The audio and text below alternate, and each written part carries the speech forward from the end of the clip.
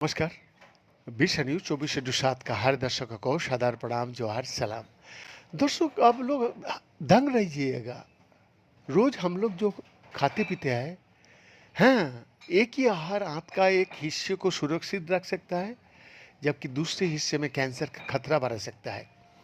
Nature पत्रिका में प्रकाशित एक नए अध्ययन में एमआईटी के शोधकर्ताओं ने पाया कि कीटोजेनिक आहार, जिसमें वसा की मात्रा अधिक और कार्बोहाइड्रेट की मात्रा बहुत कम होती है, उसका बड़ी आंत और छोटी आंत पर बिल्कुल अलग अलग प्रभाव पड़ता है।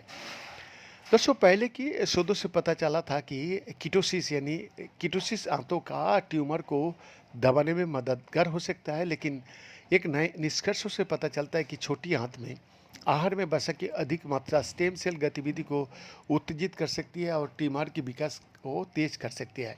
ये अध्ययन एक व्यापक वैज्ञानिक चुनौती को उजागर करता है, जहां आहार को हमेशा केवल लाभकारी या हानिकारक के रूप में वर्गीकृत नहीं किया जा सकता है, क्योंकि यानी उनको में उनका प्रभाव बहुत भिन्न हो सकता है। एमआईटी स्टेम सेल इनिशिएटिव के निर्देशक, एमआईटी के जीव विज्ञान के एसोसिएट प्रोफेसर और एमआईटी की coach institute for integrative cancer research के सदस्य उमर इल्वाज कहता है, कीटोजेनिक आहार का पाचन तंत्र के भीतर भी विभिन्न ऊतकों पर अलग अलग प्रभाव पड़ता है। मेरा मानना है कि इन आहारों का प्रभाव को सामान्यकृत करने में हमें बहुत सावधानी बरतनी चाहिए, क्योंकि जो एक ऊतक के लिए लाभकारी हो सकता है, वो दूसरे ऊतक के लिए हानिकारक हो सकता है।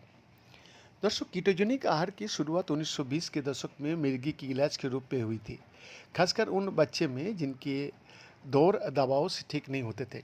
हाल के दशकों में यह आहार वजन घटाने के लिए लोकप्रिय हो गया है और बुढ़ापा, चयापचय और कैंसर के अध्ययन करने वाली शोधकर्ताओं का भी ध्यान आकर्षित कर रहा है।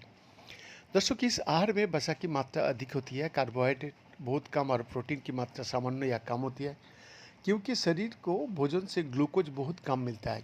इसलिए वो ऊर्जा एक वसायुक्त अम्लों को तोड़ना शुरू कर देता है। इस परिवर्तन से वसा अम्लों चयापचय का उप उत्पादों के रूप में कीटोन निकाय, मुख्य रूप से बीटा हाइड्रोक्सी ब्यूटाइड और एसीटो एसीटेट उत्पन्न होता है। उपवास या बहुत कम कैलोरी वाले आहार का दौरान भी यही यौगिक दिखाई देता है, जब शरीर अपने वसा भंडार को उपयोग करना शुरू कर देता है।